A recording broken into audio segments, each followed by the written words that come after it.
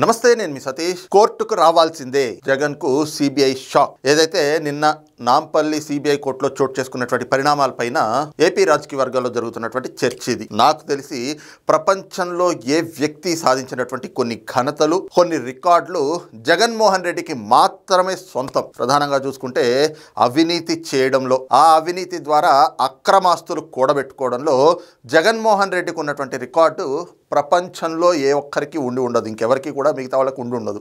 అలాగే ఆ అక్రమాస్తుల కేసుల్లో అడ్డంగా దొరికిపోయి అన్ని కేసులు పడినటువంటి ఘనత కూడా, ఆ రికార్డు కూడా జగన్మోహన్ రెడ్డికే సొంతమవుతుంది. దాదాపు మనం చూసాం కదా, సిబిఐ, ఈడీ కేసులు ఏ రకంగా ఉన్నాయి జగన్మోహన్ రెడ్డి పైన అనేటువంటిది.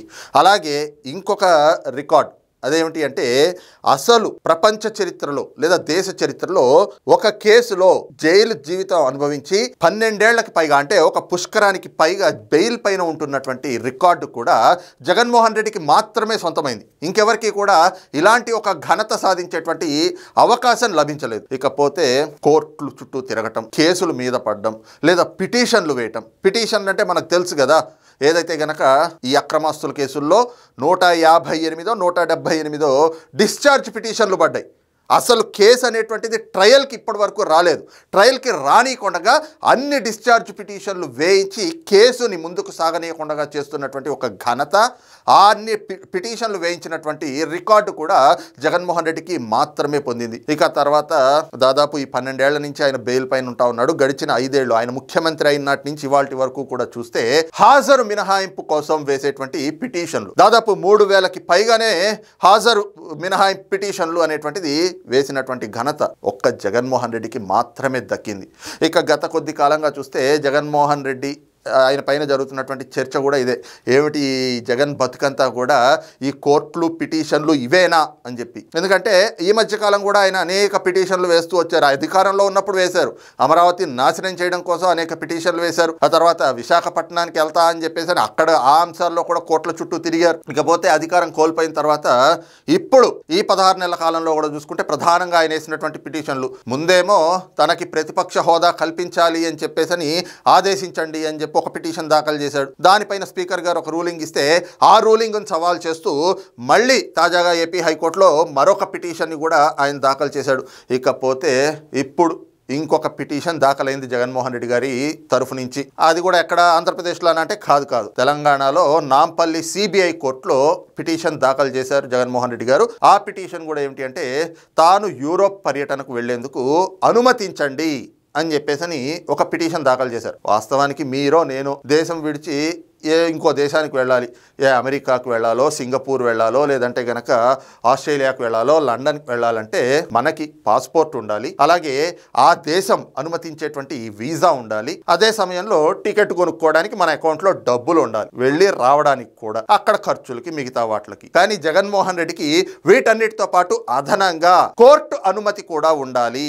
నాకు పాస్పోర్ట్ ఉంది, నాకు ఆ దేశం వీసా ఉంది, నాకు బోల్డ్ అంత అక్రమాస్తులు ఉన్నాయి కాబట్టి డబ్బులు దండిగానే ఉన్నాయి, నేను విదేశాలకు ఎప్పుడు పడితే అప్పుడు ఎలా పడితే అలా పోయి వస్తా అంటే కుదరదు. ఆయన వెళ్ళాలంటే కోర్టు అనుమతి కూడా తీసుకోవాలి. ఇది కూడా ఒక రికార్డే జగన్మోహన్ రెడ్డి గారికి. ఇది కూడా ఆయనకు సాధించినటువంటి ఒక ఘనతే. ఎందుకంటే మిగతా సామాన్యులు ఎవరికి కూడా కోర్టు అనుమతి తీసుకోవాల్సినటువంటి అవసరం లేదు, కానీ ఈయనకు మాత్రం ఉంది. కారణం ఏమిటి అంటే, ఈయనకు లాగానే అక్రమాస్తులో లేదంటే అప్పులు చేసేసో, వేల కోట్ల రూపాయలు అప్పులు చేసేసి అవినీతికి పాల్పడి దేశం విడిచి పారిపోయినటువంటి వాళ్ళు చాలా మంది ఉన్నారు. ఉదాహరణకి విజయ్ మాల్యా, లలిత్ మోడీ లాంటి వాళ్ళు మళ్ళీ ఇప్పటి వరకు తిరిగి దేశానికి రాలేదు. అలాగా ఈ ఆర్థిక నేరాలకి పాల్పడిన వాళ్ళు, లేదంటే అప్పులు చేసిన వాళ్ళు, వీళ్ళంతా దేశాలు విడిచి పారిపోతా ఉంటే ఆ భారం కానీ, ఆ నష్టం కానీ దేశం భరించాల్సి వస్తుంది, సామాన్య ప్రజలు భరించాల్సి వస్తుంది కదా. అందుకని చెప్పి దీనిపైన కొన్ని ఆలోచనలు చేసిన తర్వాత మరి వ్యవస్థల్లో కూడా కొన్ని కీలకమైనటువంటి నిర్ణయాలు తీసుకుంటా ఉన్నాయి. అందుకే ఈ రకంగా వాళ్ళు దేశం విడిచి వెళ్ళాలి అంటే కోర్టు అనుమతి తీసుకోవాల్సినటువంటి ఆవశ్యకత ఉంది అని చెప్పి న్యాయస్థానాలు కూడా భావించి ఈ రోజున జగన్మోహన్ రెడ్డి లాంటి వ్యక్తులు దేశం విడిచి వెళ్తే మళ్ళీ పారిపోతారేమో, దోచుకున్నంత దోచుకుని ఇది తీసుకుని మళ్ళీ ఎక్కడ శిక్ష అనుభవించాల్సి వస్తుందో అని చెప్పేసి దొరికిపోతే దేశం విడిచి పారిపోతారు. ఇట్లా పారిపోయే వాళ్ళందరినీ కూడా ఎంకరేజ్ చేయలేం కదా.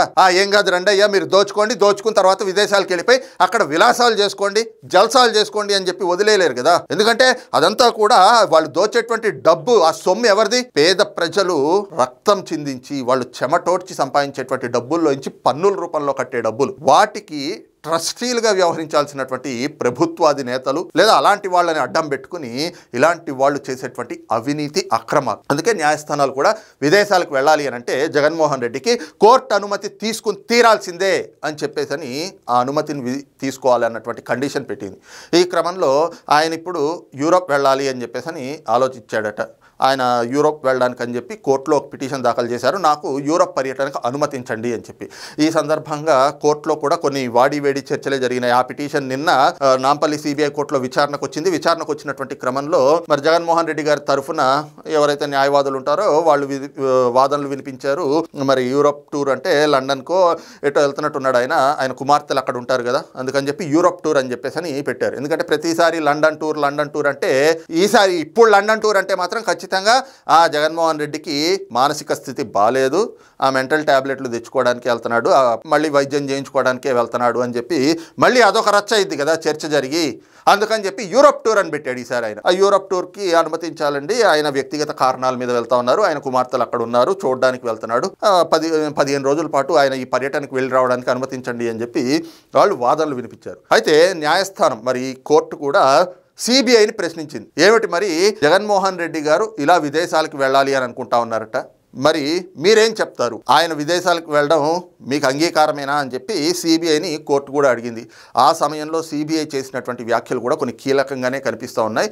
వాస్తవానికి జగన్మోహన్ రెడ్డి ఆయన అక్రమాస్తులకు ఎదుర్కొంటా ఉన్నారు కాబట్టి నిన్న కోర్టు కూడా సిబిఐని ఈ అంశాన్ని అడిగింది, మీకు అంగీకారమేనా, అనుమతి ఇవ్వచ్చా అని చెప్పి. ఈ సమయంలో సిబిఐ కూడా చెప్పింది, వాస్తవానికి ఇప్పుడైతే గనక జగన్మోహన్ రెడ్డి విదేశాలకు వెళ్ళడానికి అనుమతించకండి, ఎందుకంటే ఈ కేసు అనేటువంటిది ఇప్పుడు కీలక దశలో ట్రయల్కి వచ్చేటువంటి పరిస్థితుల్లోకి వచ్చింది. మరి ట్రయల్ జరిగేటువంటి సమయంలో ఈయన ఇక్కడ లేకుండా విదేశాలకు వెళ్ళిపోతే మరి విచారణకు హాజరవ్వాల్సిన సమయంలో అది విచారణ జరగకపోతే మళ్ళీ కేసు అనేటువంటిది మెల్లగా సాగుతుంది, అంటే నత్తనడకన ముందుకు సాగేటువంటి అవకాశం ఉంది. ఇప్పటికే ఈ కేసులు దర్యాప్తు అనేటువంటిది చాలా జాప్యం జరుగుతూ ఉంది. ఒకవైపున డిశ్చార్జ్ పిటిషన్లు వేస్తూ ఉన్నారు. ఆ డిశ్చార్జ్ పిటిషన్లు ఏవైతే గనక 1, 2, 3 అని చెప్పేసి వాటి విచారణ పూర్తయ్యే సమయానికి ఇప్పటికే జడ్జిలు కూడా మారిపోతూ కొంతమంది ట్రాన్స్ఫర్లు అవ్వటాలు, కొంతమంది రిటైర్ అయిపోవటాలు, మళ్ళీ కొత్త వాళ్ళు రావటాలు, ఈ రకంగా ప్రతిసారి ఇదే జరుగుతూ ఉంది. అదీ కాక దాదాపు 12 ఏళ్ల నుంచి కూడా ఈయన బెయిల్ పైన ఉన్నారు. వీటితో పాటు అదనంగా చూస్తే ఇప్పటి వరకు ఈ కేసుకు సంబంధించి ఆయన విచారణకు హాజరైంది 2 సార్లు. జగన్మోహన్ రెడ్డి ఇప్పటి వరకు 2011లో ఈ కేసులు నమోదైతే 2011 నుంచి 2025 వరకు చూస్తే అక్రమాస్తుల కేసులో జగన్మోహన్ రెడ్డి విచారణకు హాజరైంది కేవలం 2 సార్లు మాత్రమే. ఈ అంశాన్ని కూడా నిన్న సిబిఐ ప్రస్తావించింది. ముఖ్యంగా చూస్తే ఆయన ముఖ్యమంత్రిగా ఉన్న 5 ఏళ్లు కనీసం కోర్టు మెట్లు కూడా ఎక్కలేదు. విచారణకి ఎప్పుడు పిలిచినా కూడా ఆయన వాయిదా పిటిషన్లు వేసుకుంటూ ఏవో ఒక సాకులు చెప్పుకుంటూ కుంటి సాకులతోటి విచారణకి గైర్హాజరయ్యారు తప్పితే ఆయన విచారణకు రాలేదు. మరి విచారణకి రాకుండా ఉంటే ఏ రకంగా కేసుల దర్యాప్తు అనేటువంటిది వేగవంతంగా సాగుతుంది. మరి అదే సమయంలో ఇప్పుడు ట్రయల్కి వస్తూ ఉంది. ఈ అక్రమాస్తుల కేసుల్లోనే ఇటీవల కాలంలో చూసుకుంటే కొన్ని కీలకమైనటువంటి పరిణామాలు కూడా చోటు చేసుకున్నాయి. ప్రధానంగా ఇండియా సిమెంట్స్ కేసు కావచ్చు, లేదా దాల్మియా సిమెంట్స్, మరి వాళ్ళు కూడా ఈయన చేసినటువంటి క్విట్ ప్రోకోలో వాళ్ళు భాగస్వాములు అయి ఉన్నారు. వాళ్ళ ఆస్తులు జప్తు చేశాము, వాళ్ళ ఆస్తుల్ని కూడా ఈడీ జప్తు చేసింది. వాటికి కూడా ఈ రోజున ఏదైతే కనుక అపీలియేట్ అథారిటీ ఏదైతే ఉంటుందో వాళ్ళు కూడా అంగీకారం తెలిపారు, సమర్థించారు ఆ జప్తుని. ఈ రకంగా కేసు అనేటువంటిది ఒక కీలక దశకి చేరుకుంటా ఉంది. మరి ఇక ఈ కేసులో ట్రయల్ కూడా ప్రారంభం కాబోతా ఉన్నటువంటి నేపథ్యంలో ఈయన విదేశాలకు వెళ్తే ఏమిటి బాధ్యత? గతంలో కూడా ఈయన ఇదే రకంగా చేశారు. విదేశాలకు వెళ్తామని చెప్పి అనుమతి తీసుకుంటారు. ఈయన ఒక పీరియడ్ చెప్తాడు. ఆ పీరియడ్లో ఎప్పుడు వెళ్ళారు, ఎప్పుడు వచ్చారు అనేటువంటిది మాకు సమాచారం ఉండాలి కదా. ఆ సమాచారం లేకపోవడంతో ఆయనకి నోటీసులు ఇవ్వాలంటే కూడా ఎప్పుడు ఇవ్వాలి, ఎలా ఇవ్వాలి అనేటువంటి ఒక ఇబ్బందికర పరిస్థితులు మాకు ఏర్పడతా ఉన్నాయి. కాబట్టి ఆయనకు అనుమతించబాకండి అని చెప్పేసి వాదనలు వినిపించారు. మరి ఆ తర్వాత జగన్మోహన్ రెడ్డి గారి తరఫున న్యాయవాదులు లేదు ఈసారి ఆయన సమాచారాన్ని మీకు చెప్తారు, ఆయన వెళ్ళేది వచ్చేది కూడా మీకు వివరాలు ఇస్తారు, ఎప్పుడు వెళ్తారు ఎప్పుడు వస్తారు అనేటువంటిది, అందులో ఏ రకమైనటువంటి ఇబ్బంది సిబిఐకి ఉండదు, ఆ రకంగా మేము నడుచుకుంటాము అని చెప్పి మళ్ళీ ఆయన వాదనలు వినిపించడంతో సిబిఐ వాళ్ళు కూడా ఓకే, న్యాయస్థానం గనక జగన్మోహన్ రెడ్డి యూరోప్ టూర్కి వెళ్ళడానికి అనుమతించాలి అనుకున్నట్లయితే గనక ఖచ్చితంగా ఆయన ఎప్పుడు వెళ్తా ఉన్నారు, ఆయన మళ్ళీ ఎప్పుడు తిరిగి వస్తారు, అలాగే అక్కడ ఆ పర్యటనలో ఆయన ఎక్కడెక్కడికి ఎప్పుడెప్పుడు వెళ్తారు, పూర్తి వివరాలన్నీ కూడా ముందే ఆ సమాచారాన్ని కోర్టుకి అలాగే సిబిఐకి కూడా ఇవ్వాలి. ఆ ఇచ్చే దిశగా మీరు ఆదేశాలు ఇవ్వండి అని చెప్పేసి కోరడంతో వాళ్ళ వాదనలు వినిపించడంతో న్యాయస్థానం కూడా సిబిఐ వాదనతో ఏకీభవించింది.